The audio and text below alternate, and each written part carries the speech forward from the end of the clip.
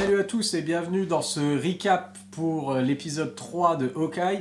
Donc qui dit recap dit évidemment spoiler parce qu'on va parler de tout ce qui s'est passé, enfin peut-être pas de tout mais d'une bonne partie de ce qui s'est passé dans cet épisode qui est le troisième épisode et donc sur 6 épisodes il me semble, c'est qu'on est déjà à la moitié, ça passe très très vite. Et c'est toujours aussi bien que les deux premiers, peut-être même un meilleur épisode que les deux premiers. Ça dépend ce qu'on attend exactement de cette série. En tout cas, ce qui m'a fait déjà plaisir, c'est qu'on a vu justement Hawkeye dans toute sa splendeur dans cet épisode, puisque Clint finit par à un moment récupérer son arc et ses flèches, et ça fait plaisir à voir. Il se la pète et il a raison.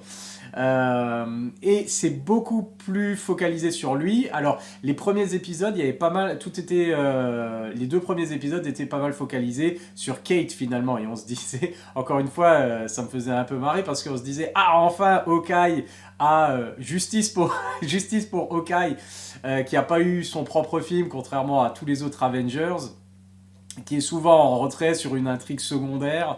Même si ils ont réussi quand même à le développer plutôt pas mal dans certains films.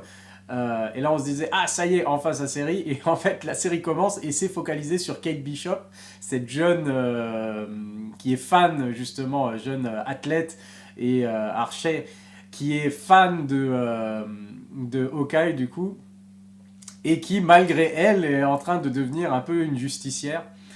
Et du coup, on reprend l'épisode où on l'avait arrêté, c'est-à-dire que Clint et Kate sont faits prisonniers du gang, le gang des survettes. Ils sont toujours aussi ridicules, mais c'est tellement fun. Et dont le chef n'est autre qu'un personnage appelé Echo. Alors, et ce qui est bien dans cet épisode, l'épisode commence par une introduction, et encore une fois, c'est pas sur Clint Barton directement, mais c'est super bien vu parce que l'introduction, on a 5 minutes voire un peu plus même, d'introduction sur qui est ce personnage d'Echo, ou alors Maya, puisque c'est son vrai prénom. Et on voit du coup ce qui lui est arrivé depuis qu'elle est toute petite. Elle est sourde, elle a une prothèse à la jambe, et ça l'a pas empêché, grâce au soutien justement de son père, de devenir quelqu'un, de suivre des cours, et de devenir avant tout aussi une athlète, une guerrière, qui est spécialiste des sports de combat également. Et donc, ce qui est génial par rapport aux origines finalement de Echo, pour ceux qui ont lu le comics, ça date un petit peu, mais c'est l'époque on va dire du renouvellement de la série Daredevil, et du coup après le run de Kevin Smith, qui avait écrit une super histoire avec Daredevil, et je veux pas spoiler parce qu'elle est absolument géniale, donc si vous pouvez la lire, allez la lire, Daredevil de Kevin Smith. Ensuite, ils avaient enchaîné, avant que Brian Bendis arrive, ils avaient enchaîné avec juste une histoire courte qui introduisait une histoire qui introduisait le personnage donc de Echo. Et donc, on y reviendra plus tard. Néanmoins, elle fait partie de l'univers, elle est apparue pour la première fois dans l'univers de Daredevil. On parlera des conséquences plus tard. Mais on retrouve beaucoup d'éléments de ses origines par rapport justement à son père, son lien avec son père, le côté, le fait qu'elle soit amérindienne, et le meurtre de son père. Et ici, clairement, d'après le flashback auquel on a droit, c'est Clint Barton, du coup, c'est quand il est en Ronin, pendant les 5 ans de disparition de l'humanité, de la moitié de l'humanité, alors qu'il allait trucider tous les gangsters sans poser de questions. Il a vraisemblablement, c'est lui, puisque c'est le costume de Ronin, qui a tué son père, et du coup elle lui voue une haine sans limite. Elle veut le retrouver, évidemment, tuer ce personnage. Et du coup, on comprend pourquoi ils se sont débrouillés pour récupérer, pourquoi ils sont à la recherche finalement, elle et son gang sont à la recherche de Kate Bishop parce qu'elle avait revêtu du coup le costume de Ronin et ça a fait tilt et il faut absolument les retrouver. Et du coup ils sont tous les deux prisonniers et alors on a ce super flashback dont on reparlera tout à l'heure. On revient à l'instant présent, du coup, et puis elle veut savoir qui est Ronin, pourquoi Clint Barton le protège. Et Clint, et donc, ils sont attachés dans l'entrepôt et interrogés et torturés. C'est parce qu'ils sont sur des machines de gamins qui bougent d'avant en arrière, sur des petites licornes et des trucs comme ça. Je trouve que c'est vachement drôle, en fait. La manière dont ils interagissent avec le gang des survêtes qui sont un peu ridicules. Et, euh, et du coup, on comprend que Echo veut savoir en fait qui est Ronin. Est-ce que c'est la jeune fille?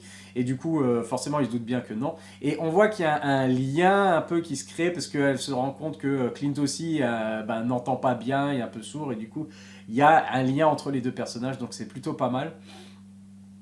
Et il explique lui que c'est Black Widow, que Ronin est mort, comme elle le sait, parce que lui était là et c'est Black Widow qui l'a tué. Alors bien sûr, symboliquement, il n'a pas complètement tort.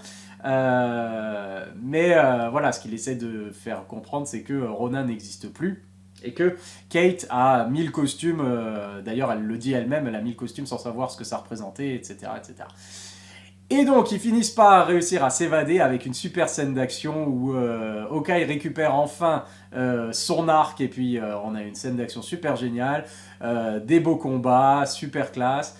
Après, et on voit aussi que Echo, c'est pas une touriste, hein, puisqu'elle donne du fil à retordre à Clint. Au niveau combat on va dire, à main nue, en 1 contre 1. Et elle a une bonne technique, et du coup, ils réussissent à s'enfuir, et une course-poursuite. Alors, il y a beaucoup d'actions dans cet épisode, et c'était vraiment génial. Et d'actions variées, c'est-à-dire entre combats, comme j'ai dit, au corps à corps, et une course-poursuite en voiture. C'est super intéressant. Et c'est bien fait. La course-poursuite, elle avait déjà été, en fait, on l'avait déjà vu il y a 1 mois à peu près, ils avaient mis cet extrait-là, quand ils avaient fait la journée Disney+, ils avaient montré cet extrait un peu étendu de Hawkeye, où on a un plan séquence dans la voiture, qui est super bien fait, forcément c'est filmé devant un fond vert, mais sur un fond vert, dans une pièce entièrement faite de fond vert. Mais c'est super bien rendu quand même, et puis c'est bien nerveux, il y a de l'humour dedans bien entendu, il y a les échanges bien sûr entre Clint et Kate Bishop, et c'est super sympa, où elle apprend plus ou moins à se débrouiller, elle apprend le métier, elle apprend à utiliser les flèches et tout exister parce que c'est des flèches à gadgets, et c'est toujours léger, c'est fun et c'est cool. Et puis ils arrivent sur le pont et le petit clin d'œil bien sûr à Ant-Man. On le voit un peu venir quand il dit à Kate de tirer une flèche en l'air pour qu'elle retombe à la verticale et que lui prépare une deuxième flèche. J'ai tout de suite repensé à ça, je me suis dit il va tirer une flèche à la Ant-Man sur la première flèche pour la agrandir, la faire grandir, et c'est exactement ça, et c'était super sympa à voir. C'était vachement cool de voir le Pym apparaître sur le bout de sa flèche, alors c'était vachement cool. Enfin bref, c'est super divertissant, c'est intéressant, on comprend les motivations grâce à cette introduction du personnage de Echo, on comprend tout de suite ses motivations. Elle a la haine, elle est en colère, et il faut qu'elle se défoule. Quitte à ne pas être très raisonnable ou lucide par rapport à d'autres personnages. Donc c'est très bien fait, encore une fois. Et on a aussi, alors une fois que l'action est un peu terminée, on a tout ce côté encore personnel par rapport à Hawkeye. Alors ses difficultés, justement, tout son côté, il est pas au top. Il est sourd, il a du mal à communiquer, il est pas content, il fait ça malgré lui parce que c'est ce qu'il doit faire. Il aide Kate parce qu'il doit le faire, parce que c'est un héros, et c'est comme ça, même s'il se considère pas vraiment un héros.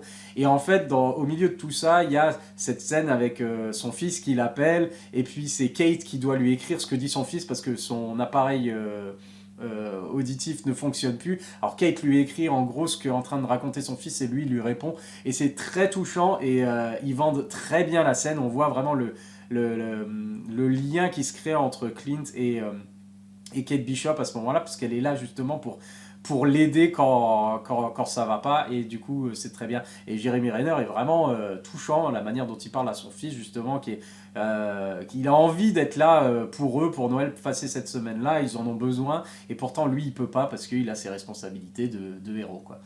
Et du coup, on voit que Kate, qui arrête pas de le critiquer, genre qu'il a pas de cœur, ou qu'il est très ronchon ou grincheux, et que c'est un Grinch en gros, là elle comprend, peut-être elle a un aperçu de sa vie, et elle comprend ce que ça induit, finalement, ce que ça implique de devenir un héros, ou de faire le justicier, ou faire le choix que représente en fait, enfin ce que représente l'importance de ce choix en fait, pour quelqu'un qui veut faire cette activité ou ce métier, entre guillemets, de justicier, de héros. Et du coup, c'est super intéressant. Et alors, ils continuent après l'enquête sur qu'est-ce qui se passe au niveau justement de la mère de Kate, et surtout son beau-père, parce qu'elle s'inquiète pourtant beaucoup de son beau-père, alors qu'on se doute bien que la mère est quelque part impliquée dans ces trucs. Et du coup, ils vont dans leur superbe appartement qu'on avait vu détruit dans les premiers épisodes pendant la bataille de New York. Et du coup, leur super appartement de riche à Manhattan. Et elle cherche justement dans l'ordinateur, sur le réseau de l'entreprise de sa mère, des liens, quelque chose qui pourrait expliquer pourquoi Jack aurait tué éventuellement Armand. Alors c'est ce qu'on a vu dans l'épisode précédent, bien sûr, alors qu'il menaçait sa mère, etc., etc. Et donc ils arrivent, et évidemment, Hawkeye se balade un petit peu, et Jack est là et le menace avec sa propre épée, avec l'épée de Ronin. Et l'épisode s'arrête là, bien entendu, parce que il y a un beau petit cliffhanger. Alors c'est pas le truc super impressionnant, super excitant, mais c'est sympa quand même. On se dit, il va y avoir une vraie confrontation, et puis les choses vont vraiment avancer. Et les choses avancent vraiment beaucoup, puisque finalement, encore une fois, il reste que 3 épisodes, et il y a énormément d'informations et de choses qui doivent se passer, et du coup qui risquent de se passer. Et du coup, est-ce que Clint va arriver à rentrer à la maison pour Noël? Est-ce qu'il va être à la maison avec sa famille pour Noël? C'est la promesse qu'il a fait. Oublions pas que c'est une série de Noël, parce que il y a même la bande son, ils mettent des petites musiques de Noël vachement sympas, et puis c'est léger et c'est fun, mais il y a des moments d'émotion très attendrissants, donc j'aime beaucoup, et beaucoup d'action. Donc c'est vraiment, vraiment classe. Et aussi, j'ai bien aimé le fait que, ça y est, Clint, quand même, après cette aventure, ces scènes d'action, il reconnaît quand même que s'il doit avoir quelqu'un qui prend la suite de Hawkeye, eh ben, Kate Bishop est toute désignée, parce que c'est vraiment une jeune femme talentueuse, et qui est capable de se débrouiller. Et du coup, c'est un peu plus focalisé sur lui cet épisode justement. Mais maintenant que justement Kate Bishop a été présentée, il fallait quand même présenter du coup ce nouveau personnage, ce nouveau héros avec qui il partage l'affiche. Et je trouve que l'équilibre est bien présent, surtout dans cet épisode-là, entre Hawkeye et Kate Bishop. Et bien sûr Echo, qui est un personnage très intéressant. Et donc, non seulement il va falloir régler cette histoire avec le beau-père de Kate, sa mère très certainement. Moi j'ai une petite hypothèse, c'est que éventuellement c'est la mère de Kate qui a tué son père, on va dire, j'ai cette idée qu'elle s'est servie en fait justement de l'effondrement du bâtiment, ou des explosions, peut-être pour régler son compte au père, et après faire genre il est mort dans l'explosion de l'appartement quand elle était petite, etc., etc. Ah, je sais pas, c'est mon hypothèse. Enfin bref. L'élément peut-être le plus important l'élément le plus important de cet épisode, peut-être finalement, est secondaire, mais risque de devenir un des éléments principaux. On découvre que Echo, en fait, quand elle était petite, elle avait ce qu'elle appelle un oncle. Cet oncle qui était un ami, ou un partenaire, un collègue de son père, du coup. Et dès le premier moment, dans le flashback où on la voit s'entraîner sur le tatami, et que son père lui dit c'est ton oncle qui viendra te chercher à l'école pour te ramener, parce que moi je dois travailler, ou quelque chose comme ça. Et à ce moment-là, on voit une silhouette, une masse et imposante se placer derrière cette gamine. Et on remarque que c'est un sacré gabarit. Et on entend un rire, un ricanement, bien sûr sympathique, puisque c'est par rapport à la gamine, c'est genre... Et ce ricanement, cette posture et la voix rappellent étrangement quelque chose.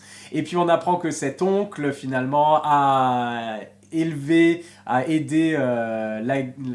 Echo, du coup Maya, quand son père s'est fait tuer par Ronin.